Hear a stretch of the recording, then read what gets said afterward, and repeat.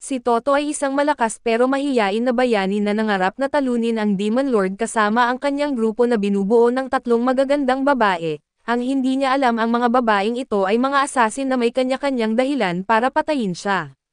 Sa kabutihang palad ay sobrang lakas ni Toto kaya hindi siya tinatablan ng mga biglaang pag-atake nila. Sa pagdaan ng panahon ang mga dating gustong pumatay sa kanya ay unti-unting nahuhulog ang loob sa kanya at ang problema lang, sobrang mahiyain si Toto para harapin ang biglaang atensyon mula sa mga ito. Sa kailaliman ng mundo ng mga demonyo ay binigyan ng hari ng demonyo ang kanyang anak na si Sil ng isang pagsubok para mapatunayan ang sarili bilang ganap na adult. Ipinaliwanag ng hari na sa lahat ng bayani na gustong talunin siya at isa ang tunay na namumukod tangi sa lakas. Ang misyon ni Sil ay patayin ang bayani na iyon at kapag nagtagumpay siya, kikilalanan siyang tagapagmana ng trono at binigay ng hari ang lahat ng impormasyon tungkol sa target niya at masiglang lumipad si Sil, iniisip na madali lang patayin ang isang bayani at baka masarapan pa siya sa paglalakbay sa mundo ng tao. Samantala sa isang lungsod ng tao ay isang assassin na may temang paniki na si Anemone ang tumatanggap ng bayad para sa huling misyon niya. Lumapit sa kanya ang mga tauhan niya at binigyan siya ng panibagong misyon, kailangan niyang patayin ang isang bayani habang nagpapanggap bilang isang pari. Naasar siya sa utos at sinabing bahala na ang kliyente na kahit gaano pa kalaki ang bayad ay hindi siya papayag, pero nang malaman niyang 1,000,000 ginto ang kapalit at agad siyang nagbago ng isip. Sa ibang lugar naman ay isang dominatrix na si Goa na nag-e-enjoy sa pagpapasuko sa mga malalakas na lalaki at siya ay nababagot na, dahil wala nang makakalaban sa kanya na kayang tumagal at doon sinabi ng kanyang mga tauhan na may nahanap silang perpektong target. Sa hindi inaasahang pagkakataon at iisa lang pala ang target nilang lahat na si Toto na may sarili nang ang problema habang nangangarap maging bayani na gustong makasama ng lahat. Isa siyang mahiyain at socially awkward na lalaki na hirap makipag-usap sa ibang tao lalo na't sobrang macho ng katawan niya. Maging ang itsura niyang laging kabado ay nakakatakot para sa mga normal na tao kaya't tinatakbuhan siya bago pa siya makapagsalita. Nadismaya si Toto dahil hindi pa siya nakasama sa kahit anong grupo pero habang pauwi na siya, biglang bumaliktad ang kapalaran niya. Dumating ang tatlong assassin at sinabi sa kanya na narinig nila ang tungkol sa kanya at gusto nilang sumama sa grupo niya. Agad nagkabigayan ng tingin sina Sil at Ankitang ayaw nila sa isa't isa, samantala si Goa ay okay lang sa kahit ilan pa ang sumama. Nagulat ang mga tao sa guild at tatlong magagandang babae ang gustong sumama sa awkward at tahimik na lalaki. Para kay Toto ito na ang pagkakataon niya at matagal na siyang mag-isa, kaya handa na siyang sumama sa kahit sinong tumanggap sa kanya. Habang pinapanood ang lahat at inudyok ng ibang adventurers ang mga babae na huwag kay Toto at sumama na lang sa kanila, pero buong tapang na sinabi ni Goa na ibinigay na niya ang puso't kaluluwa niya sa bayani at hinawakan niya ang braso ni Toto at sa mismong sandaling iyon, nag-short circuit ang natitirang 2 brain cells ni Toto at nawalan siya ng malay habang nakatayo pa. Naguluhan ang mga babae kaya't ipinaliwanag ng mga regular sa guild na sobrang mahiyain si Toto lalo na sa harap ng mga babae. Nakita ito ni Goa at An bilang pagkakataong maaaring gamitin laban sa kanya, pero si Sil ang unang kumilos. Gumamit siya ng mahika para buhatin si Toto sa ere at lumipad palabas ng bubong ng guild at agad na sumunod si Goa at An. Hindi pa nila alam kung anong gusto ni Toto pero ang mahalaga ay nasa labas na sila ng lungsod. Biglang binunot ni An ang grenade launcher at pinaputukan si Toto pero naiwasan ito ni Sil at hinarang ang natitirang mga bala gamit ang magic barrier. Sandaling tumigil ang habulan at sinabi ni Goa na oras na para gamitin ang sarili niyang potion para gawing alalay sa kanya ang 2 babae bago niya harapin si Toto. Kasabay nito ay palihim na nagcast si Sil ng summoning spell sa lupa para tumawag ng isang malakas na halimaw. Naghahanda ng magbanggaan si An at Sil kahit hindi pa nila nararating si Toto kaso biglang pumagitna si Goa at nagsabing ceasefire muna parang si Trump daw kamakailan, napilitan si An at Sil na makipag-usap. Pero sa oras na ibinaba nila ang kanilang depensa at bigla silang nanigas na lason sila ng espesyal na pabango ni Goa na may pampamanhid, ipinagmamalaki ni Goa ang likha niya pero binalaan siya ni Sil na malaking pagkakamali ang pagkasira ng summoning spell niya, dahil doon ang halimaw na tinawag niya ay siguradong magwawala. Biglang lumitaw ang isang makinang na magic circle sa lupa at mula rito ay lumabas ang isang itim na dragon na may 8 paa. Isang sulyap lang ang ginawa ni Goa at agad siyang tumakbo palayo dahil ang totoong laban ay hindi talaga para sa kanya. Sa kanyang gulat ay nagawa ni Naan at Sil na kumilos kahit na paralyzed pa sila, hinawakan nila ang mga paa ni Goa at tinatakot siyang ibigay ang antidote kung gusto pa niyang makaligtas at habang nagtatalo silang tatlo ay papalapit na ang dragon. Bago pa man sila kainin nito ay biglang dumating si Toto at winasak ang ulo ng dragon gamit lang ang isang suntok, napanganga ang mga babae sa nakita nila at pagharap ni Toto sa kanila. Inaasahan nilang magsasabi siya ng isang cool at heroic na linya yung bagay sa isang bida. Pero dahil sobrang mahiyain si Toto na wala siyang masabi at kahit ganoon ay pinuri pa rin siya ng mga babae dahil sa pagligtas niya sa kanila, nang yakapin nila siya bilang pasasalamat ay nag-short circuit na naman ang utak ni Toto at nawalan siya ng malay. Sandali nilang naisip na tapusin na siya, pero pinigilan sila ni Sil at inamin niyang talagang kahanga-hanga si Toto at may utang sila sa kanya. Sumang-ayon si Naan at Goa at iminungkahi ni Goa na bumalik sila sa lungsod at magkilala habang kumakain ng mga dessert. Agad na pumayag si Sil dahil mahilig siya sa matatamis at si Ann naman ay sumama na rin at gusto niyang malaman kung kaalyado ba o kalaban ang dalawa.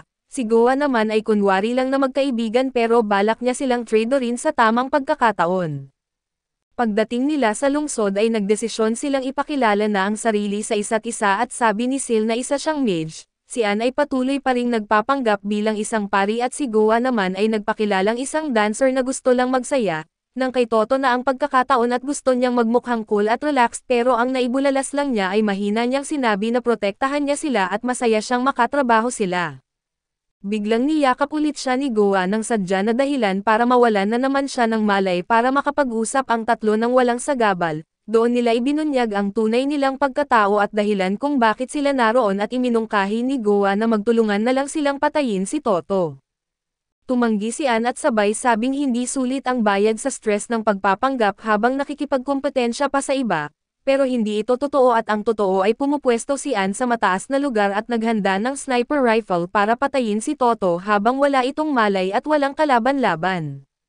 Pero habang naghahanap ng tamang anggulo na may ibang bagay na nakaagaw ng atensyon niya isang batang babae na ibinebenta bilang alipin, hindi niya matiis ito ay nagbato siya ng smoke bomb bilang panggulo at agad na sinagip ang bata. Binigyan niya ito ng pera at iginiit na tumakas na at huwag nang lumingon at pagkatapos noon, hinarap niya ang nagbebenta na ikinagulat niya dahil isa pala itong halimaw na walang ulo. Nagalit ang nilalang at ipinabatid na pagbabayaran niya ang panghihimasok pero walang sinayang na oras si Ann at sumugod agad, gamit ang bilis at lakas para durugan ito at nang ma-realize ng halimaw na delikado na siya, pinalabas niya ang buong lakas at pinakawalan ang mga berdeng tentacles sa direksyon ni Ann. Madaling pinutol ni Ann ang mga tentacle gamit ang kanyang armas pero laking gulat niya nang ma-regenerate ng halimaw ang mga ito at kaya pa nitong kontrolin kahit ang naputol na bahagi. Nagsimula nang makaramdam si Ann ng bigat ng laban at binalot ng halimaw ang sarili nito gamit ang mga tentacle na parang hindi na masusugatan. Sa mismong sandaling iyon ay dumating si Toto at sinuntok ito ng sobrang lakas na agad nitong winasak ang halimaw. Nagulat si Ann at tinanong kung bakit naroon si Toto at sabi ni Toto ay ipinangako niyang paprotektahan siya. Dahil sa sinabi ni Toto ay lalong lumalim ang nararamdaman ni Ann para sa kanya pero nang mapansin ni Toto ang kutsilyong hawak niya at magsisimula na sanang magtanong, agad itong iniiwas ni Ann sa pamamagitan ng literal na paghalik sa hangin isang flying kiss na tumama kay Toto at agad siyang nawalan ng malay. Nasa tabi lang pala sina Goa at Sil at palihim na nakikinig at pareho nilang tinawag na cringe ang ginawa ni Ann. Naiinis ay sinagot sila ni Ann at tinanong ni Sil kung bakit hindi na lang binaril ni Ann ang halimaw mula sa malayo. Ipinaliwanag ni Ann na kung nakita ng batang babae ang isang patay na katawan sa harap niya ay baka matrauma ito habang buhay at ayaw niyang maranasan iyon ng kahit sino. Matapang na ipinahayag ni Ann ang layunin niyang baguhin ang bulok na mundong ito. Pero para magawa iyon ay kailangan niya ng pera kaya't handa pa rin siyang patayin si Toto kung makakatulong ito sa kanyang layunin. Sinimulan niyang balutan ng mahika ang kanyang kutsilyo para saksakin si Toto pero biglang pumasok sa isip niya ang alaala kung paano siya iniligtas nito at doon siya nag-alinlangan. Habang nasa kalagitnaan ng enchantment ay tumigil siya at sa oras na tumama ang kutsilyo, kusa itong nabasag ng walang pinsala at pinalusot na lang niya ito at sinabing pagod lang siya at nag-alok si Goa na maghanap ng matuluyan, nagpareserba siya ng isang kwarto para sa kanilang apat. Sa mismong ideya pa lang na magkakasama sa kama ay nawalan ng malay si Toto sa sobrang gulat, umalis agad si Anne na binanggit na hindi pa handa ang isip niya para sa kahit anong malala at si Sil naman ay wala talagang alam kung ano ang ginagawa ng matatanda sa loob ng kwarto kaya't umalis na rin.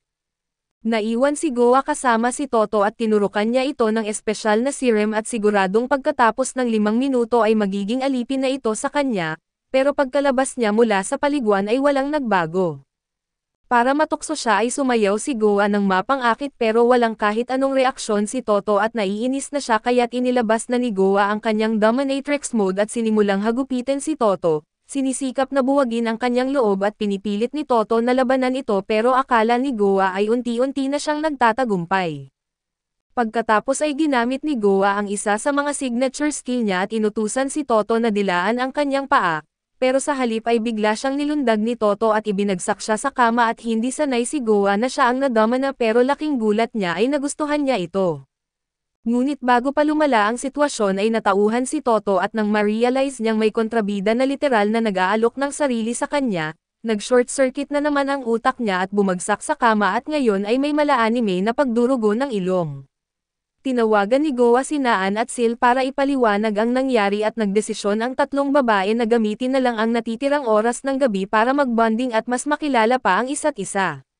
Nagising si Goa at napansin niyang nagising na din ang iba at tinukso siya ng mga ito dahil late siya nagising. Giit ni Goa na masyado lang komportable ang kama kaya siya napasarap ng tulog at itinuro niya na natutulog pa rin ang bayani.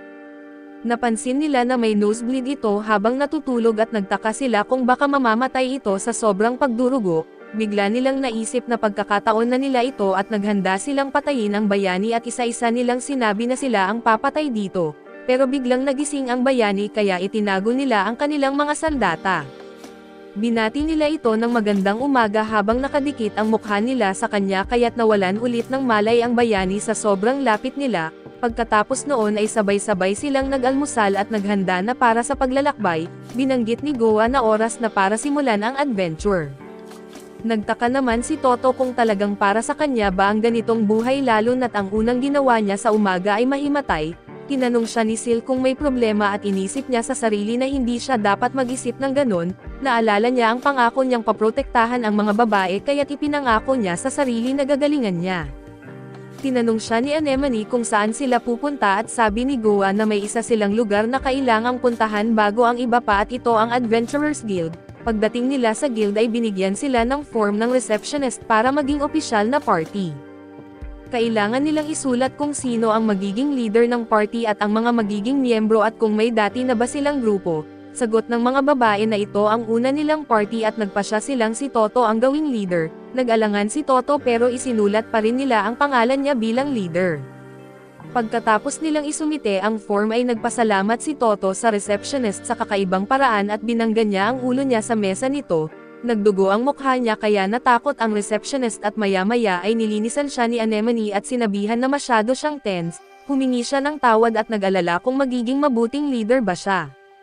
Maya-maya ay naging opisyal na silang party at sabi ni Goa na pwede na silang magsimulang mag-adventure at kung umabot sila sa rank A, makakakuha sila ng guild card at napansin niyang walang may alam sa kanila tungkol sa sinasabi niya kaya't ipinaliwanag niya kung paano gumagana ang guild.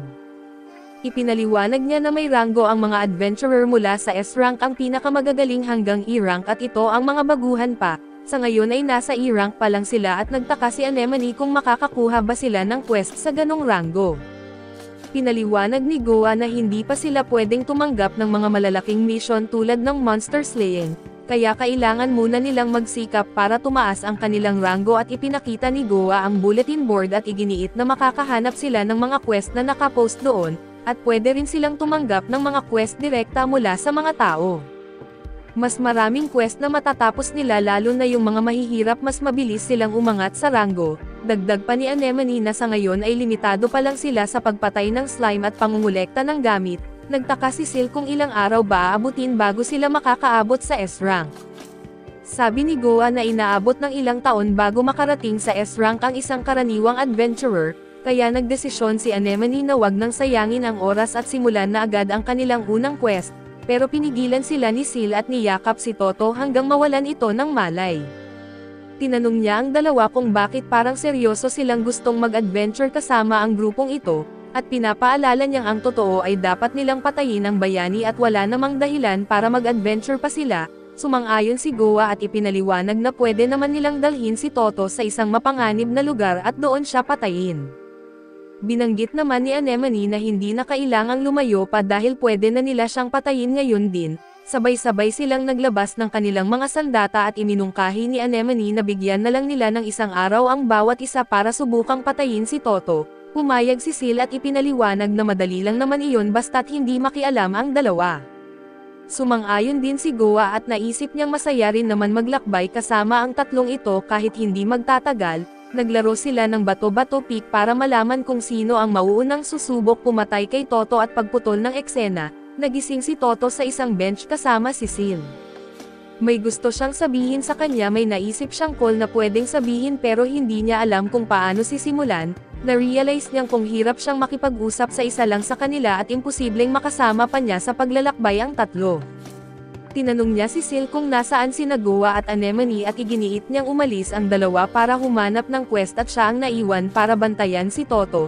Nagpasalamat si Toto at sinabi ni Sil na alam niya namang matagal na siyang naghahanap ng party members. Tinanong niya kung bakit ba gustong-gusto ni Toto mag-adventure.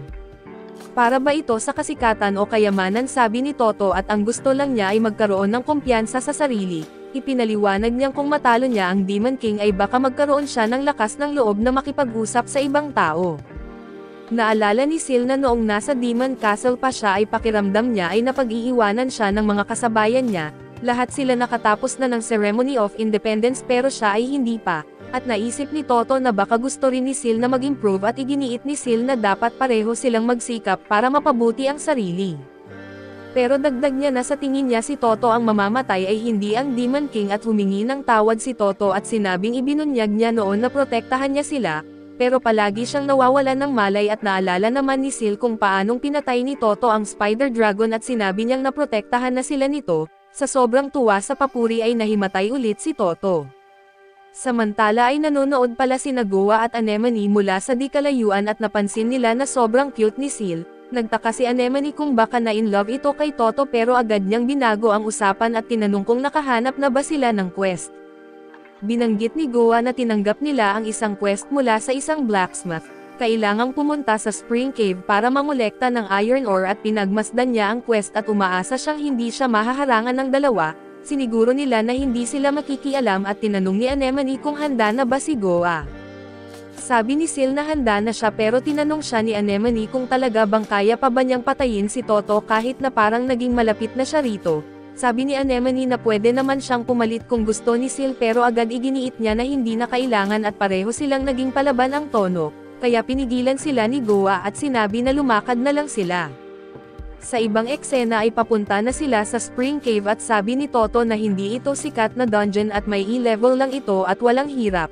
Pagdating nila doon ay napansin nilang wala ni isang tao sa paligid at kinakabahan si Toto dahil ito ang kanyang unang quest, pero naisip niyang mas mabuti na ito kaysa sa pressure na makasama ang tatlong babae. Ipinaliwanag ni Sil na wala siyang dapat ipag-alala, kailangan lang nilang mangolekta ng iron ore at pwede silang mag-relax habang ginagawa ito. Pero binanggit ni Toto na siya ang mangunguna at pinaalalahanan ang lahat na sumunod sa kanya habang pumapasok sila sa dungeon. Habang naglalakad sila ay tinanong ni Goa si Sil kung paano niya balak patayin si Toto. Tinanong din ni Anemone kung magpapatawag na naman ba siya ng malaking halimaw, pero sabi ni Sil ay masyado ng OA yun para sa isang baguhang bayani kaya't mas mabuti pang subukan ang mga classic na paraan para sa unang laban ni Toto. Bigla namang lumitaw ang isang slime at sabi ni Anemone kahit isang ordinaryong villager ay kayang pumatay nito. Dagdag naman ni Sil na totoo yun sa ngayon at maya-maya pa ay dumami ang mga slime at sabi ni Sil ay titignan daw niya kung gaano talaga kagaling ang bayani. Pero duda si Anemone na may makikita silang magandang laban mula sa mga mumunting slime na to, at siguradong hindi sapat para mapatay si Toto at nang umatake ang mga slime ay tinapos agad ni Toto ang bawat isa gamit lang ang isang suntok. Madali niya silang pinabagsak at ipinaliwanag sa mga babae na manatili lang sa likod at siya na ang bahala na sumilip sa unahan. Iginiit ni Goa at Anemone na inasahan na nila ito kaya nagtanong sila kung ano na ang plano ni Sil ngayon. Tinanong ni Sil kung hindi ba nila napansin na suntok lang ang ginagamit ni Toto sa pakikipaglaban at sinabi nila na napansin nila iyon at sa tingin nga nila ay kahanga-hanga. pero ipinaliwanag ni Sil na pwede nilang gamitin iyon laban sa kanya. Na-realize ni Anemone na balak ni Sil na pasasabakan si Toto sa halimaw na immune o may resistensya sa physical damage. Sigurado si Sil na isang mas malaki at mas malakas at mas malagkit na slime ang kayang pabagsakin si Toto. Giit ni Goa na ang talino talaga ni Sil pero binanggit din niya na ibang klaseng plano ang nasa isip niya nang sinabi niyang slime ang gagamitin niya. Hindi naman na-gets ni Sil kung ano ang ibig niyang sabihin at tinanong ni Anemone kung may ganoong kalakas na slime ba talaga sa dungeon na to. Sagot ni Sil na wala kaya naman gagawa siya ng sarili niyang bersyon at ginamit niya ang kanyang kapangyarihan para pag-isahin ang mga slime na napatay ni Toto, at naging isang higanteng slime na kulay pula. Nagulat ang mga babae at tinanong siya kung anong klase ng skill ang ginamit niya at sagot ni Sil, isa itong uri ng reinforcement magic at nagtaka si Sil kung gaano kaepektibo ang mga suntok ni Toto laban sa Slime Emperor, samantala ay nagtataka si Toto kung saan galing ang slime na yon. Sumugod siya at sinubukan na suntokin ito pero nasalo lang ng slime ang lakas ng kanyang atake. Naalala ni Toto na matibay talaga ang mga slime laban sa physical attacks at napansin niyang naipit ang kamay niya sa katawan nito. Sinabihan siya ni Sil na mag-ingat dahil lulunukin siya ng slime ng buo kung hindi siya mag-iingat at naintindihan niya ito. Umaasa si Goa na hindi siya hihingi ng tulong at sinigurado ni Anemone na hindi ito mangyayari at sinubukan na kumawala ni Toto pero hindi siya makawala sa slime, kaya binuhat na lang niya ito at inihampas-hampas sa sahig. Pero hindi pa rin ito sapat para mapatay ang slime at naipit siya ng slime gamit ang malagkit nitong katawan. Akala ni Sil na panalo na siya pero sumigaw si Toto sa slime at sinabing bitawan siya nito at sa gulat ng lahat, nabasag ang slime sa piraso dahil lang sa sigaw niya. Gulat na gulat ang mga babae at nagtanong sila kung mapapatay pa ba talaga ang lalaking ito at tinanong ni Goa si Sil kung susubukan pa ba niya ulit pero sabi ni Sil, tama na muna sa ngayon at nagpa siya si Goa na hanapin na lang ang iron ore at pagputol ng eksena. Naghahanap na sila ng iron ore sa loob ng dungeon pero wala silang makita. Pagkaraan ng kaunting paghahanap si Anemone ang nakakita ng iron ore at sinabi niya na kailangan na lang nila ng gamit para hukayin ito, pero gumamit lang si Toto ng kamay para hukayin ang ore kaya't wala nang gustong magsalita patungkol sa lakas niya. Naghanap pa sila ng karagdagang ore at pagkatapos ay bumalik na sila sa blacksmith. Pagdating nila ay may isa pang lalaki roon na nagbebenta rin ng iron ore at mukhang mayabang ito kahit 3 piraso lang ang nakuha niya. Nang makita niyang walang dalang ore sina Toto ay ipinaliwanag ng blacksmith na ayos lang yun pero naging mayabang ang isang lalaki, ngunit ibinigay ni na Toto ang isang buong bag ng iron ore at natuwa ang blacksmith sa dami nito. Iginiit ng blacksmith na binibigay talaga niya ang quest na ito sa mga baguhang adventurer para matesting kung anong klaseng adventurer sila. Tinanong niya ang pangalan ni Toto at medyo nauuto si Toto sa pagpapakilala pero binanggit ng blacksmith na nakikita niya ang potensyal nito at hinikayat siyang ituloy lang ang ginagawa niya. Pag-alis nila ay tinanong siya ng mga babae kung paano siya naging ganito kalakas. Ang sagot ni Toto ay gaya rin ng sagot ni Saitama na nag-workout lang daw siya at hindi sila makapaniwala. Bigla namang lumapit ang lalaking mayabang kanina at iginiit na huwag silang magyayabang dahil lang nakahanap sila ng iron ore. Ayon sa kanya ay patay na dapat ang party nila kung nagkamali lang sila ng isang galaw sa dungeon.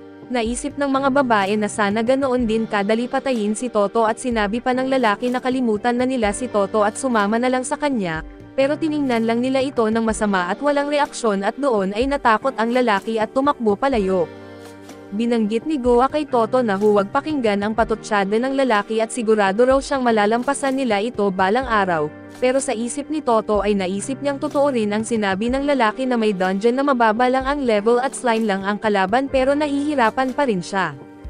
Na-realize niya na mahaba pa ang dapat niyang lakbayin at kung hindi dahil sa 3 babae ay baka hanggang ngayon ay wala pa rin siyang party. Kaya nagpa siya siyang maging mas maaasahang bayani para sa kanilang 3 at sinabi niya sa kanila na excited na siyang makasama pa sila sa mga susunod na paglalakbay at natuwa ang mga babae sa ibinahagi niya. Sa ibang eksena ay nasa bayan na ng 12 sina Toto at ang grupo at sabi ni Toto ay unang beses pa lang niyang makapunta roon. Binanggit ni Anemone kay Goa na siya na ang susubok kay Toto ngayon dahil pumalpak si Sil noong nakaraan, pero pinaalala ni Goa na dapat ay sa bato-bato peak nila ito pinapasyahan. Naglaro ang 3 ng bato-bato peak para malaman kung sino ang susunod na susubok kay Toto, at sa isip ni Toto ay mukhang sobrang okay ang samahan nila at pagputol ng eksena ay magkasama na sina Toto at Goa na naglalakad sa paligid ng bayan. lahat ng tao ay napapatingin kay Goa at iniisip kung gaano siya kaganda. Tinanong ni Toto kung bakit silang dalawa lang at sabi ni Goa na may kani-kanyang lakad sina Sil at Anemone. Tinanong niya si Toto kung ayaw ba nito na magkasama sila at nahihiya na ibinahagi ni Toto na hindi naman ganun at sabi ni Goa, dapat daw subukan nilang tikman ang mga lokal na putahe habang may oras pa sila at napaisip tuloy si Toto kung date ba ito. Aniya sa sarili na huwag siyang mag-isip ng kung ano-ano at dapat ay mag-focus siya sa pagbabantay kay Goa, dahil tungkulin niya itong protektahan bilang bodyguard at kailangan niyang patunayan na maaasahan siya. Bigla namang sinabi ni Goa na simulan na nila ang date nila kaya't nahimatay si Toto sa gulat. Pinapanood sila ni Sil at Anemone mula sa malayo at na-realize nila na ang plano ni Goa ay dalhin si Toto sa isang date at hintayin na bumaba ang depensa nito. Nagduda si Sil kung uobra ba ito kaya't nagpasya siyang tikman na lang muna ang mga local sweets kasama si Anemone. Pagputol ng eksena ay nasa loob na ng isang tavern sina Toto at Goa at nagsimula sila sa isang toast. Nag-alangan si Toto sa pag-inom ng alak sa gitna ng araw pero sinabi ni Goa na mahina lang naman ito kaya ayos lang at sa isip ni Goa ay hindi ito simpleng date, isa itong pagkuha ng impormasyon at gusto niyang alamin ang pattern ng kilos ni Toto para makagawa ng plano. Pagkatapos uminom ni Toto ay nakatitig sa kanya si Goa at napaisip si Toto kung dapat ba siyang magsalita. Gusto sana niyang purihin ang pinili nitong inumin at pasalamatan ito pero pakiramdam niya ay hindi niya kayang magpakasmooth ng ganoon. Samantala ay iniisip ni Goa kung umapekto na ba ang alak kay Toto o hindi pero hindi niya mabasa ang mga ekspresyon nito, kaya sinabi na lang niya sa sarili na mukhang hindi umepekto at ibinigay niya kay Toto ang grilled harpy na may halong pampalito. Kinain ito ni Toto pero wala pa ring epekto at sumunod ay pinakain niya ito ng sandwich na may halong pampatulog na dapat sana'y magpapaidlip sa loob ng 1 linggo, pero wala pa ring epekto at kahit pa nalilito siya sa mga ekspresyon ni Toto. Maya-maya ay nasa labas na sila at nakaupo si Goa sa isang bench at iniisip niya kung ano na ang susunod niyang gagawin. Na-realize niyang mukhang immune si Toto sa lahat ng status effects at pakiramdam niya ay luging-lugi siya kung hindi tumatalab ang mga gamot kay Toto. Naalala rin niyang kahit ang skill niya ay hindi gumana sa kanya. Naisip niyang sa ganitong takbo ay hindi talaga siya mamahalin ni Toto at naalala niya noong bata pa siya, kung paanong tinakwil siya ng lipunan at dumating si Toto dala ang tsaa at diretsahang tinanong siya ni Goa kung mahal ba siya nito. Dahil dito ay nabilaukan si Toto at umubo ng dugo at tinanong niya kung anong ibig sabihin nito pero agad ginamit ni Goa ang kanyang skill at sinabi sa kanya maging aso nito. Pilit nilabanan ni Toto ang skill niya at iginiit na hindi siya pwedeng maging aso dahil dito ay halos mapaiyak si Goa. Nagsimula siyang umiyak at ipinaliwanag kay Toto na sana ay huwag siya nitong awayin. Sabi ni Toto ay hindi naman ganoon pero nahirapan siyang hanapin ang tamang salita. Sa huli ay sinabi niya na ayaw niyang maging aso niya dahil hindi niya ito maprotektahan kung ganoon. Kinagat niya ang sarili niyang kamay para manatiling kontrolado ang sarili niya at ipinaliwanag niyang hinding-hindi niya ito kamumuhian.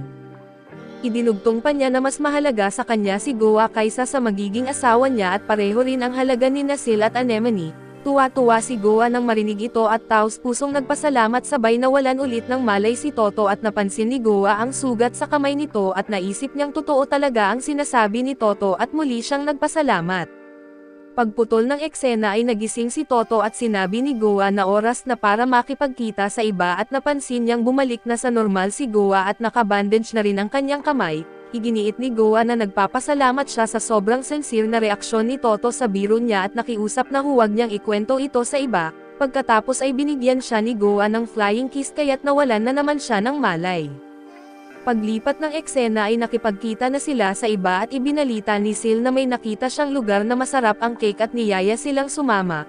Bumubulong si Anemone kay Goa na mukhang hindi gumana ang plano niya pero sabi ni Goa ay nag-enjoy naman siya at paglapit niya kay Toto, binanggit niyang dapat ay mag-share sila ng kwarto ngayong gabi at nawalan ulit ng malay si Toto. Naisip ni Sil na mukhang naging malapit na talaga ang dalawa at nagtataka sila kung simpleng date lang ba talaga ang nangyari. Kinabukasan ay ipinaliwanag ni Anemone sa lahat sa ina siya na ang susubok ngayon, nagtaka si Sil kung hindi ba sila magbato-bato pick ngayon. Paliwanag ni Anemone ay hindi na kailangan dahil ang buong plano ay para mabigyan ang bawat isa ng patas na pagkakataon, at dahil tapos na sina Goa at Sil siya naman ngayon at sabi ni Goa na kapag natapos na ang turn ni Anemone, kumpleto na ang ikot at pwede nilang ulitin lang ang cycle sa susunod. Pero binanggit ni Anemone ay wala nang susunod pa dahil matatapos na raw ang laban ngayong araw na ito. Hindi interesado si Sil sa mga kadramahan ni Anemone at ipinaliwanag niyang maghahanda na siya para sa round niya bukas. Sumama naman si Goa sa kanya at binati si Anemone ng good luck. Hindi natuwa si Anemone na parang sigurado silang babagsak siya kaya pilit niyang patutunayan niyang mali sila. Pagputol ng eksena ay magkasama na sina Sil at Goa sa bayan at tinanong ni Goa kung gusto ba ni Sil kumain ng kung anuman pero tumanggi si Sil. Hindi raw siya bibigyan ng pagkakataong lagyan ng gamot dahil marami na raw siyang nakain na matatamis kahapon. Tinanong ni Goa kung natikman ba niya ang Rendezvous ice cream na sikreto raw na specialty ng bayan at naging interesado si Sil sa narinig. Samantala sina Anemone at Toto ay nasa gubat para sa isang quest na may kinalaman sa pangungulekta ng halamang gamot. Tinanong ni Toto kung nasaan sina Goa at Sil at sabi ni Anemone ay sumakit daw ang tiyan ng dalawa kaya't nagpapahinga muna sina Goa at Sil sa kanilang mga kwarto. Binanggit ni Anemone kay Toto na huwag siyang mag-alala dahil simpleng quest lang ito ng pangungulekta ng halamang gamot at makakatulong din ito sa kanila. Nagpasya silang simulan na ang pagkuha ng mga halaman pero habang naglalakad ay tahimik lang silang dalawa. Pareho silang iniisip kung ano ang pwedeng pag-usapan at sa isip ni Anemone ay hindi naman talaga siya palakwento at hindi rin nakakatulong ang pagkukunwari niyang parang isang pari.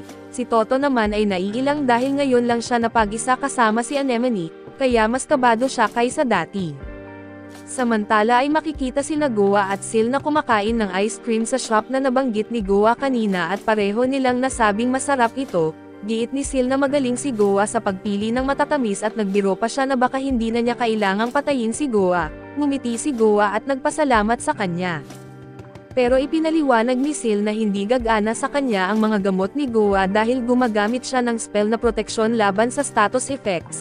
Tinanong niya kung malinaw na ba ngayon ang hierarchy nila sa party at sagot ni Goa ay hindi siya sigurado dahil hobby lang naman niya ang mga gamot.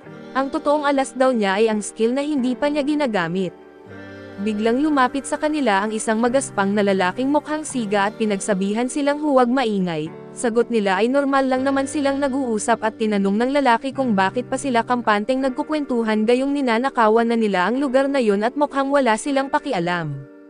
Samantala ay iniisip ni Toto na kailangan niyang maging matapang bilang leader ng party. Gagawin niya ang lahat para maging komportableng lugar ang grupo nila para sa mga babae at habang iniisip niya ito, nagtanong siya kay Anemone kung ano ang mga hilig niya. Sabi ni Anemone na hilig niya ang paninigarilyo at pera at bigla niyang naisip kung ano ang ibinahagi niya at agad niyang sinabing joke lang yon.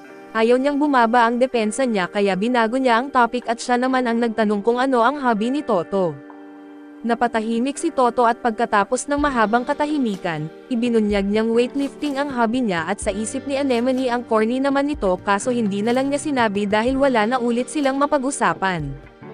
Dahil sa sobrang awkward ng sitwasyon ay nagpasya si Anemone na diretsahin na lang at tinanong si Toto tungkol sa peklat niya. Samantala sa ice cream shop ay napansin ni Sil na hindi pala ganoon kaayos ang bayan na ito gaya ng itsura. Muli silang tinanong ng bandido kung bakit parang wala silang takot. Dumating ang pinuno ng grupo ng mga bandido at tinanong sila kung alam ba nila kung sino ang kaharap nila. Ipinakilala niya ang sarili bilang si Zack the Chain Scythe at ibinunyag niyang isa siyang dating B-rank adventurer. Sigurado raw siya na narinig na nila ang pangalan niya pero hindi talaga nila ito kilala at naisip ni Sil kung ang B-rank ba ay nakakawaw. Paliwanag ni Goa na bihira ang B-rank at kung may 1,000 adventurers ay nasa top 100 lang ang B-rank at nagalit si Zack at binanggit na kailangan na niyang patahimikin ang mga ito, kaya umatake siya pero naglabas si Sil ng barrier para depensahan ang sarili at umaasang alam ni Zack kung sino ang inatake niya. Sumigaw si Zack na tumahimik siya at umatake ulit pero naiwasan nila ito at nagpasya si Sil na siya na ang bahala na humarap kay Zack. Naisip naman ni Goa na siguradong magkakaroon sila ng bounty dahil dito kaya't nagpaalala siyang huwag patayin ang kalaban. Balik sa gubat ay isiniwalat ni Toto na ang peklat niya ay galing sa isang halimaw. Sinabi niya na marami na siyang nawala nitong mga nakaraang taon kasama na rito ang bahay ng pamilya nila at ang kumpiyansa niya sa sarili at tinanong ni Anemone sa isip niya kung paghihiganti ba ang hinahabol nito. pero ipinaliwanag ni Toto na gusto lang niyang maibalik ang kumpiyansa niya para maniwala siyang may kabuluhan pa rin ang pagkakaligtas niya. Gusto niyang patunayan na may maiaambag pa siya sa mundong ito sa pamamagitan ng patuloy na pag-survive, pagkatapos ay dumating na sila sa lugar kung saan matatagpuan ang mga halamang gamot na kailangan nila. Nagsimulang pumulot ng herbs si Toto at habang si Anemone ay hindi man lang naawa sa hirap na naranasan ni Toto at iniisip niyang siya nga, halos wala naman talagang meron mula pa noon at lumapit siya kay Toto at hinihipan ang tainga nito dahilan para mawalan siya ng malay, naisip ni Anemone at ngayon ay makikita na niya kung ano talaga ang halaga ni Toto. Samantala sa ice cream shop ay binubugbog na ni Sil si Zack at ang leader ng mga bandido. Naisip ni Zack na ngayon lang siya nakakita ng ganitong klase ng magic. Tinawag niya ang mga tauhan niya para tumulong pero napansin nating na-tame na sila ni Goa. Tinapos na rin ni Sil si Zack at pagkatapos ay inabutan siya ni Goa ng ice cream at naisip ni Goa na tapos na sila rito. Balik sa gubat ay makikita natin si Anemone na ginagamit ang kakayahan niya para mag-manifest ng isang explosive na tinatawag na level bomb. Ipinaliwanag niyang ito ay isang uri ng bomba na ginawa gamit ang skill niya at ang lakas ng pagsabog nito ay nakadepende sa lakas ng target. Medyo matagal ang proseso bago ito mabuo at kapag naging aktibo ay hindi na ito pwedeng alisin o patayin, pero may limitasyon din ito dahil hindi ito epektibo kapag alerto ang kalaban. Pero dahil sa natulog si Toto ay siya ang perpektong target at itinatanam ni Anemone ang bomba at pinanood ito habang lumalaki, naisip niya na si Toto marahil ang magiging unang tao na lalampas sa 30 cm mark ng bombang ito. Samantala sa ice cream shop ay nagpasalamat ang mga empleyado kina Goa at Sil sa pagsasagip sa kanila, pero sabi ni Sil hindi naman talaga para sa kanila ang ginawa nila at idinagdag ni Goa na kung gusto talaga nilang magpasalamat, huwag na lang nilang banggitin sa guild na sila ang tumalo sa mga bandido. Hinimok ni Goa ang mga empleyado na sila na lang ang mag-claim ng trabaho at kunin ang bounty para magamit sa pagpapaayos ng shop. Natuwa ang mga empleyado at inalok silang ipaglibre ng hapunan bilang pasasalamat. Ngunit bumubulong si Sil kay Goa na delikado kung malaman ni Toto na malalakas pala sila, kaya mas mabuti pang umalis na lang sila agad at naintindihan ni Goa ang sitwasyon kaya agad siyang naglabas ng mga gamot, ipinakalat ito sa paligid at ginamit para makakalimutan ng mga empleyado ang lahat ng tungkol sa kanila. Pagkatapos nito ay nagpasya silang umalis na at sabi ni Sil na sobrang convenient nito. Iniisip na kahit ang sorcery ay nahihirapang baguhin ang alaala ng tao at dahil dito ay nagsimulang ma-interes si Sil sa mga gamot at sinabi ni Goa na pwede niya siyang turuan kung gusto niya. Samantala ay habang patuloy pang lumalaki ang bomba ni Anemone, naisip niyang kung sumabog ito ngayon hindi na siya makakatakas sa sakop ng pagsabog at napansin niyang lumalaki pa rin ito at sa kabilang banda, makikita natin si Goa na tinuturuan si Sil kung paano gumawa ng gamot. Pero nagkamali si Sil ng timpla at nagkaroon ito ng masamang reaksyon, samantala ay pinutol na ni Anemone ang bombang nakakabit kay Toto at agad niya itong ginigising at sinabihan na itapon ang bomba ng malayo. Itinapon nga ni Toto ang bomba at sabay na sumabog ito kasama ng gamot ni Sil. Napansin ni Anemone na ginamit ni Toto ang sarili niya bilang shield para maprotektahan siya mula sa pagsabog. Napakalakas ng pagsabog umabot ito sa punto na nabasag ang malaking bahagi ng bundok. Nagulat si Anemone na okay pa rin si Toto matapos siyang protektahan at napansin ni Toto na nasira ang lahat ng halamang gamot, pero paliwanag ni Anemone na ang dapat niyang ikabahala ay ang sarili niya dahil pwede na siyang mamatay kanina, taos puso siyang nagpasalamat kay Toto sa pagsasagip sa kanya. Dahil dito ay nawalan na naman ng malay si Toto at nahiya si Anemone sa sarili niya matapos ma-realize ang mga sinabi niya. Maya-maya ay makikita na natin silang dalawa pabalik na sa bayan at ipinaliwanag ni Anemone kay Toto na may halimaw daw na naglagay ng bomba sa kanya habang wala siyang malay. Tapos tumakbo agad ito at sabi ni Toto na ayos lang ang mahalaga ay ligtas si Anemone. Naisip ni Anemone na baka lumaki pa ang bomba kung hindi niya ito pinutol agad kaya't nangako siyang magiging mas maingat na siya mula ngayon. Pinutol ni Toto ang iniisip niya kaya't nagbago siya ng paksa at binanggit niyang mabuti na lang at nahanap pa rin nila ulit ang mga herbs. Sa isip ni Toto ay mukhang mas nagiging maayos na ang samahan nila ni Anemone. Sigurado si Anemone na magugulat sina Sil at Goa kapag nakita nila silang dalawa na ganito naka-close at siguradong tatanungin sila kung ano ang nangyari. Pero nang magkita sila ay mas nagulat sila na mas magulo pa ang itsura ni Sil at Goa kaysa sa kanila. Tinanong ni Anemone kung anong nangyari at nag-alala si Toto kung ayos lang ba sila at sagot nila na chemistry mishap lang. Mabilis na binanggit ni Sil na hinding-hindi na siya muling hahawak ng gamot. Matapos nun ay nagpatuloy ang grupo ni Toto sa pagkuha ng mas marami pang missions at sa kasalukuyan. Ang mission nila ay talunin ang grupo ng mga goblin at gaya ng dati si Toto ang lumalaban sa unahan, habang si Ann ay sumusuporta gamit ang kanyang mga skill.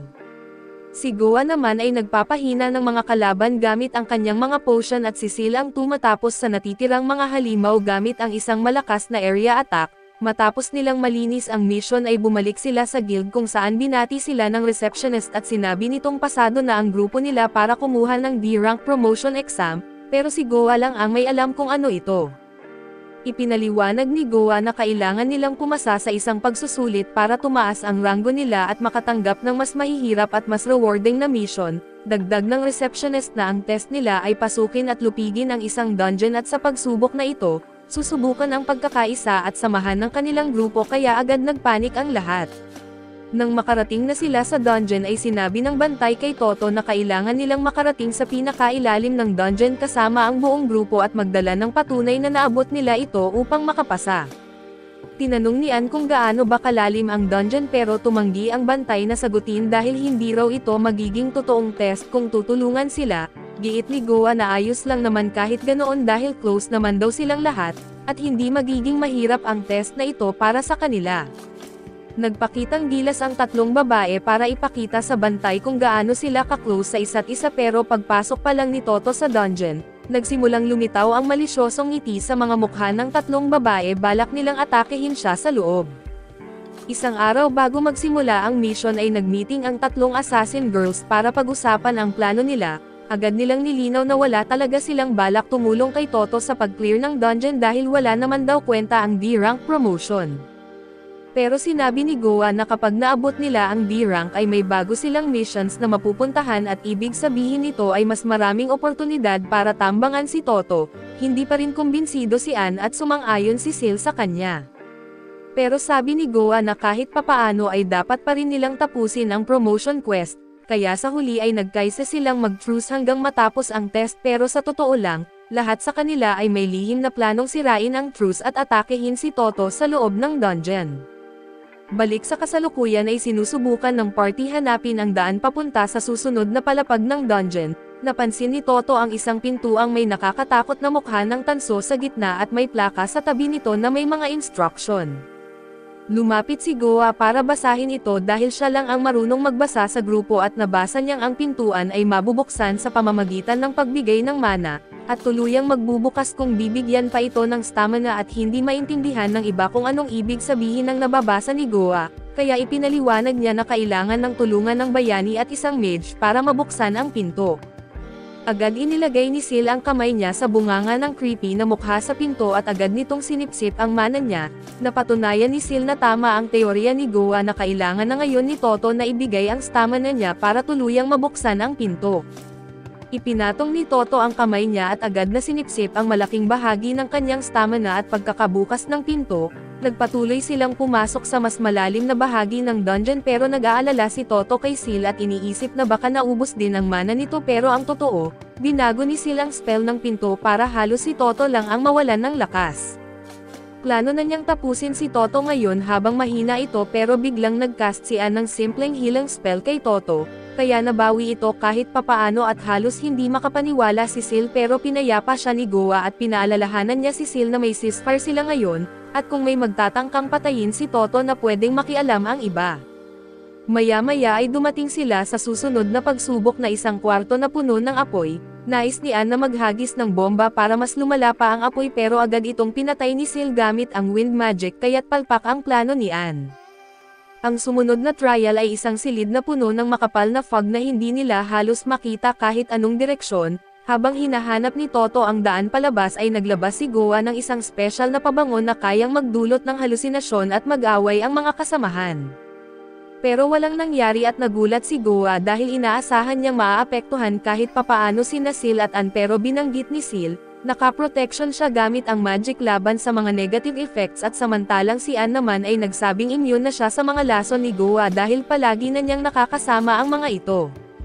Biglang bumalik si Toto at binanggit na nahanap na niya ang exit at walang nagawa si Goa kundi tanggapin na wala na siyang laban sa dalawa. Nagpatuloy sila sa paglalakad at sabay-sabay na nagdesisyon ang tatlong babae na tapusin muna ang isa't isa bago si Toto ang tirahin, pero bago pa sila makakilos ay dumating na sila sa susunod na trial, isang kwarto na may 3 pintuan. Agad pinili ni Ann ang pinto na patungo sa treasure room at sinabing mas maganda kung makakuha sila ng pera bukod sa patunay para sa exam. Tinawag siya ni Sil na gold digger at niyaya naman si Toto sa Room of Glory at si Goa naman ay nagsabing sumama na lang sila sa kanya sa Room of Pleasure para mag-enjoy silang tatlo.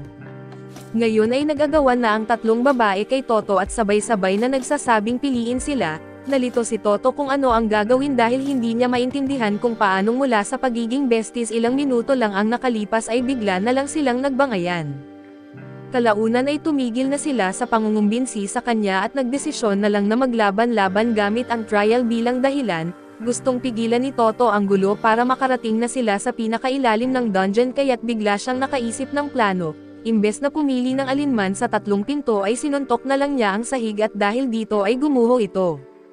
Bumagsak silang lahat sa isang malaking bukas na lugar pero naampat ang pagkakabagsak nila ng makakapal na ugat ng puno sa ilalim. Nagulat ang mga babae sa nangyari at sinabi ni Toto na naisip niya lang na baka ang pinakamadaling daan pababa ay diretso sa ilalim. Biglang lumitaw ang isang matandang martial artist at pinalakpakan sila. Binanggit niya na tama ang ginawa nila at dahil doon ay agad silang nakarating sa pinakailalim ng dungeon. Ipinakilala niya ang sarili bilang Lightning Legs Barrow at sinabing siya ang magiging taga-suri nila sa tunay na exam. Ipinaliwanag niya sa grupo na para makapasa ay kailangan lang nilang makatama ng kahit isang beses sa kanya. Bigla na lang tumingin ng masama si Barrow sa mga babae at iginiit kay Toto na maswerte siya na may harem ng ganoong kagandang mga babae.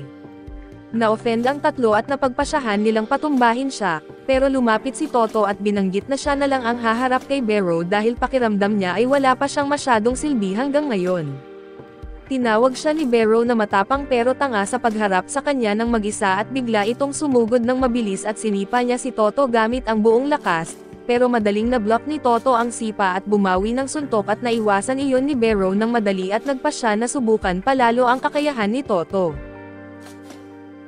Tumalon siya mula sa kisame at tumira ng malakas na sipa sa leeg ni Toto, kasunod ng isa pang malakas na atake pero wala pa ring epekto kay Toto at bumawi ulit si Toto ng suntok at nakailag si Barrow sa huling segundo, pero sa lakas ng suntok ay nabutas ang sahig sa harap niya. Napahanga siya sa lakas ni Toto at sa kabilang banda ay humanga rin ang mga babae sa bilis ng matanda. Biglang nakaisip ng plano si Goa at ibinulong ito sa dalawa at tumayo sila at binanggit kay Toto na hindi nila hahayaan na siya lang ang lumaban at susuportahan nila siya. Nagcast sila ng malalakas na buff at ipinasa ito sa unahan pero imbes na si Toto ang i-buff, si Barrow ang tinarget nila para mas lalo itong lumakas at durugan si Toto at ang problema, akala ni Toto ay siya ang binaf ng mga babae. Samantala ay biglang nakaramdam si Barrow na mas malakas pa siya kaysa noong kasagsagan ng lakas niya. Sumugod siya kay Toto para tapusin ito sa susunod na atake pero sa pagbukas niya ng depensa para sa isang todo lakas na tira, nasapul siya ni Toto sa isang suntok lang at bumagsak agad. Nadismaya ang mga babae na pumapalpak na naman ang plano nila at biglang napansin ni Sil na may nanonood sa kanila mula sa malayo. Paglingon niya ay biglang nawala ang misteryosong tao na iyon at makalipas ang ilang sandali, bumalik na sila sa ibabaw at binigyan si Toto ng bantay ng certificate na pasado siya sa D-rank promotion exam.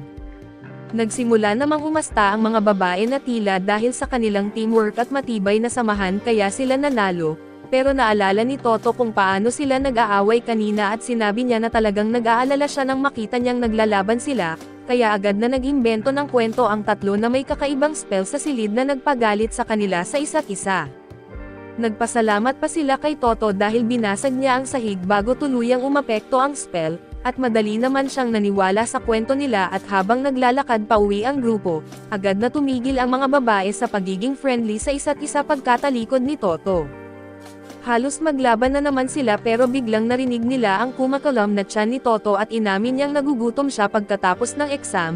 Iminungkahi ni Goa na mag-party sila para i-celebrate ang promotion nila at noon pwede silang kumain at uminom hanggat gusto nila. Pagdating nila sa inn ay nagsimula na ang kasiyahan at pagkalipas ng isang oras ay lasing na si Anne, nakayakap kay Sil at sinabing matagal na niyang gusto magkaroon ng cute na nakababatang kapatid na babae. Halos di na makakaawat si Sil na gamitin ang magic niya para pasabugan si Anne, samantala ay nilalandi naman ni Goa si Toto at sinabihan na pumunta sa kwarto niya mamaya at hindi niya napansin na sobrang dami na pala nang nainom ni Toto at natulog na ito sa sobrang lasing. Si Sil ang unang nakapansin at gusto na niyang itigil ang party.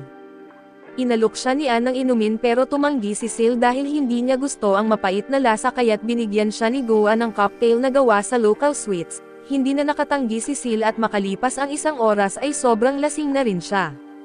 Nagyakap siya kay Anne na tinawag itong ate at umakyat sa balikat ni Toto para makipaglaro. Habang lahat ay lasing si Goa pa rin ang pinaka-sober at naglabas siya ng syringe at sinabing oras na para maglaban. Nagalit sina Anne at Sil dahil tinangka niyang umatake habang mahina sila. Pero biglang nagbago ang isip ni Goa at ibinahagi na masyado siyang nag-e-enjoy para sirain ang gabi sa pamamagitan ng away. Inamin ng tatlo na wala talaga silang totoong kaibigan at ngayon lang sila naka-experience ng ganitong klaseng party. Nagtalo-talo at nagtawanan sila habang si Toto ay natulog pa rin. Makalipas ang ilang oras ay unti-unti silang nagkamalay at ginigising si Toto dahil oras na para umuwi. Kinagabihan habang lahat ay natutulog ay nagising pa rin si Sil dahil nararamdaman niyang may nanunood sa kanila. Tinawag niya ang stalker at binanggit na lumabas na dahil wala namang makakakita sa kanya ngayon. Bigla na lang lumitaw si Happy at isa sa elite guard ng Demon King sa bintana at binati si Sil. Naalala pa ni Sil ang mga araw kung saan laging siya pinapahiya ni Happy sa harap ng ibang demonyo sa pangalan ng training. Pero ngayon ay iba na ang kilos ni Happy na tila ba may pagmamahal siya kay Sil at hindi ito pakitang tao. Alam ni Sil na kahit papalaging chill si Happy sa labas at siya ang pinakamahigpit na guro sa buong Demon Kingdom kapag nasa training na, at kung nandoon si Happy ngayon ay iisa lang ang ibig sabihin nun at kinumpirma iyon ni Happy at ipinaliwanag niyang narito siya para sunduin si Sil, dahil kung isang buwan na at hindi pa natatapos ang mission niya ay ibig sabihin ay hindi pa siya handa sa totoong mundo. Yayain siyang bumalik sa basement ng Demon Lord's Castle para ituloy ang training at halos natulala si Sil sa narinig, pero binigyan siya ni Happy ng isang araw na palugit at sinabi niyang pagmamasdan niyang mabuti ang totoong galing ni Sil sa totoong laban. Pagkaalis ni Happy ay sinubukang kumbansihin ni Sil ang sarili na kaya siya nagpipigil ay dahil gusto niya lang muna e-enjoy ang kalayaan, pero bukas ay tiyak daw niyang papatayin na niya si Toto at kinabukasan ay nawalan ng malay si Toto nang makita ang nakalitaw na tiyan ni Anne na ikinagulat ni Anne, dahil hindi naman naaapektuhan si Toto kahit maghapon siyang nakatitig kay Goa kahit halos business clothes lang ang suot nito. Habang nagtatalo sila kung anong klaseng pananamit ang tama o nararapat at napansin nilang wala si Sil, tinanong nila si Sil kung ayos lang ba siya at nagpasya na siyang magsabi ng totoo at sinabi niyang masaya naman ang party kagabi, pero hindi pa rin ito binabago ang katotohanang magkakaaway silang lahat at pareho ang layunin. Idineklara ni Sil na papatayin niya si Toto anuman ang mangyari, at hindi siya magdadalawang isip na patayin din sina Goa at Anne kung humaharang sila sa kanya at sumagot sina Goa at Anne. Tinanggap ang hamon ni Sil pero bigla na lang nagising si Toto. Nagkagulo ang mga babae at natatarante sa takot na baka may narinig si Toto sa pinag-uusapan nila, pero mabilis na tinanong ni Anne si Toto kung ano ang plano nila ngayong araw at si Toto naman ay wala pang iniisip ni isang bagay, kaya hindi niya alam ang isasagot. Kaya sumisingit si Goa at sinabi na pwede na silang tumanggap ng mas mahihirap na quests dahil D-rank adventurers na sila. Pwede na raw silang pumasok sa mga dungeon at lumaban sa malalakas na halimaw. Pero bigla siyang kumapit kay Anne at binanggit kailangan muna nilang mamili. Inaya ni Goa si Toto na pumili na lang ng madaling mission dahil silang dalawa lang ni Sil ang lalabas ngayon at pagkatapos noon, inaliw ni Anne si Toto sa pamamagitan ng pagtatanong kung may gusto ba siyang ipabili sa market. Habang tinanong ni Sil si Goa kung sigurado ba siya sa pagbibigay ng ganitong kalaking pagkakataon sa kanya, sagot ni Goa ay hindi naman talaga niya iniisip na kayang patayin ni Sil si Toto pero magsi-cheer pa rin siya kung sakaling magawa ito ni Sil. Makalipas ang ilang sandali ay nakarating na sina Sil at Toto sa isang D-rank dungeon na kilala dahil sa mga halimaw na daga. Mabilis na pinangunahan ni Sil ang pagpasok sa dungeon at makalipas lang ng ilang minuto ay umatake na agad ang isang malaking, agad itong pinatalsik ni Toto gamit ang isang suntok at binanggit niya kay Sil na hindi siya mahihirapang protektahan siya. Medyo nahiya si Sil sa narinig at nauna nang maglakad at doon ay mas pinili niya ang dungeon na ito dahil madali lang ito. Habang naglalakad sila ay iniisip ni Sil na sobrang taas talaga ng defense stats ni Toto pero sa ngayon, puro physical damage pa lang ang kinaya nito at sa palagay niya ay hindi magiging ganoon kalakas si Toto laban sa mga magic traps, at ito ang magiging paraan niya para matalo siya. Bigla na lang nakatapak si Toto sa isang trap tile at bumagsak mula sa kisame ang isang malaking block ng konkretong may mga spikes, pero sinalulang ito ni Toto gamit ang isang kamay at itinabi ito ng maayos, giit niyang magiging mas maingat na siya mula ngayon. Hindi na nagulat si Sil at umaasa pa nga siya na patuloy na mauuntog sa trap si Toto, dahil hindi lang pisikal ang mga traps sa dungeon na ito, meron din itong magic traps at maya-maya ay dumating sila sa susunod na silid, at nagulat si Toto nang makita ang isang totem pole sa harap nila. Ipinaliwanag ni Sil na ang totem ay parang lock sa pinto at kailangan nilang matupad ang kondisyon nito para makapasok sa susunod na palapag. Sinabi niyang malalaman ni Toto ang kondisyon kapag hinawakan niya ang totem at naisip ni Toto na parang katulad lang ito ng statue face sa nakaraan nilang mission. Sinabi ni Sil na siya na lang ang mag-a-analyze ng totem at mabilis niyang natuklasan na binabawasan nito ng 10% ang defense ng isang tao. Ginamit niya ang kapangyarihan niya para gawing 70% ang bawas pero ipinaliwanag niya kay Toto na 10% lang ito. Masaya si Toto at agad pumayag na siya ang hahawak sa totem para maprotektahan si Sil, pero paghawak niya ay agad nitong sinipsip ang 70% ng defense stats niya at medyo nakaramdam siya ng bigat sa katawan, at natuwa si Sil na gumana ang plano niya. Pagbukas ng pinto sa harap nila ay binanggit ni Sil na malamang doon sa loob ang pugad ng mga halimaw na daga. Pumasok na sila pero biglang nagduda si Sil nang makita si Happy na pinapanood siya at kinabahan siya at nagdesisyong huwag nang gumamit ng kahit anong panlabas na bagay para patayin si Toto kundi siya mismo ang gagalaw. Bigla siyang tumawag kay Toto at bahagyang tinaas ang palda niya at nang lumingon si Toto at makita yon, agad siyang nawalan ng malay at nag-charge agad ng atake si Sil at iniisip kung paanong kinaya niya ang mabibigat na training ni Happy noon, pero hindi niya kayang tiisin ang panlalait ng ibang demonyo sa kastilyo na tinatawag siyang walang talento. Gusto niyang patunayan na mali sila, gusto niyang patayin ang bayani at matapos ang tiyan, lumitaw ang isang napakalaking demonic side at tinataga niya si Toto at nasugatan ito. Natuwa siya dahil gumana ang strategy niya at inisip na matatapos na niya ito sa susunod na atake. Pero biglang pumasok sa isip niya ang masasayang alaala niya kasama ang grupo at tinaboy niya ang alaala na tinaas muli ang sandata at tumira, pero ang tinamaan niya ay isang daga na halimaw na susugod sana kay Toto mula sa likod. Ginigising niya si Toto at sinabing mas mag-ingat na siya dahil muntik na siyang masusugatan ng daga. Pinagaling pa niya ito at nagtaka siya kung bakit hindi niya magawang patayin si Toto kahit 2 beses na siyang nagkaroon ng pagkakataon. Nagsorry si Toto at iginiit na wala siyang silbi at bigla niyang sinuntok si Toto kaya't kinabahan si Sil baka nahahalata na siya pero ang totoo, sinasapak lang pala ni Toto ang isang daga sa likod ni Sil. Dumami ang daga sa paligid kaya't sinabi ni Sil kay Toto na siya na ang bahala sa likod niya pero sagot ni Toto, siya ang magpoprotekta kay Sil at napasaya siya doon at pagbalik nila sa inn, nagulat si Naan at Goa nang makita si Toto na may sugat. Ipinaliwanag ni Toto na mapanganib pala ang mga daga sa dungeon at agad siyang nilapitan ni Goa para linisin ang sugat niya at maiwasan ang impeksyon.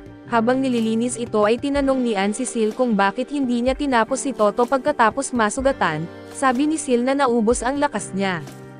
Naniniwala agad si Ann at pinagtawanan siya at binanggit na kailangan niya ng mas maraming protein. Tinawag ni Goa si Ann para tapusin ang paggagamot kay Toto at sa isang tabi ay nag-iisip si Sil kung bakit ba gusto niya talagang makasama ang grupo.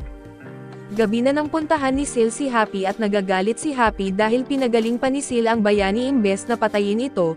Tinawag niya itong isang uri ng pagtataksil sa Demon Lord at tinanong niya si Sil kung may maibibigay ba siyang rason. Umamin si Sil na nagdalawang isip siya sa mahalagang sandali at handa siyang tumanggap ng kahit anong parusa. Nagulat si Happy sa pagiging mature ni Sil kaya bigla niyang sinabi na pwede na siyang magpatuloy sa paglalakbay. Gulat na gulat si Sil at tinanong kung bakit pinapayagan pa siya kahit hindi natapos ang mission niya. Ipinaliwanag ni Happy na nandoon siya para lang alamin kung handa na talaga si Sil maging independent. Ayon kay Happy ang bilis at lakas ng dark magic ni Sil ay pumasa na sa standards at dagdag pa niya. Nakita niyang marami ng emosyon si Sil sa pakikihalubilo sa party niya at senyales daw iyon ng emotional growth. Masaya si Happy na lumaki na si Sil kaya't pinayagan niya itong magpatuloy. Bigla niyang ibinahagi rin na napansin niyang in love si Sil kay Toto at bilang isang fan ng romance ay ini-ship niya agad sila. Nahiya si Sil sa sinabi at pagkatapos ng kaunting pang-aasar ay lumipad na si Happy at iniisip niya kung gaano na nga kalaki ang ipinagbago ni Sil mula sa pagiging loner na galit sa lahat, ngayon ay may mga taong nagpapasaya sa kanya. Kinabukasan ay bumalik na sa normal si Sil at sinalubong siya ni Naan at Goa at tinanong kung anong meron kahapon at ang weird ng kilos niya. Giit ni Goa na pati si Toto nag-alala sa kanya at binanggit ng dalawa na masaya silang makita siyang bumalik sa dating siya at tapos, ginigising ni Goa si Toto binanggit na maayos na si Sil ngayon. Tinanong ni Ann kung ano ang mission nila ngayong araw at sagot ni Goa na isang mahabang expedition kung saan matutulog sila sa labas. Halos ma-high blood si Toto sa naisip niya at hindi natuwa si Goa sa pagtutol nito kaya't hinawakan niya ito at ginamitan ng reverse Pedro Pascal, na ang ibig sabihin ay pinahina niya ito hanggang sa mahimatay.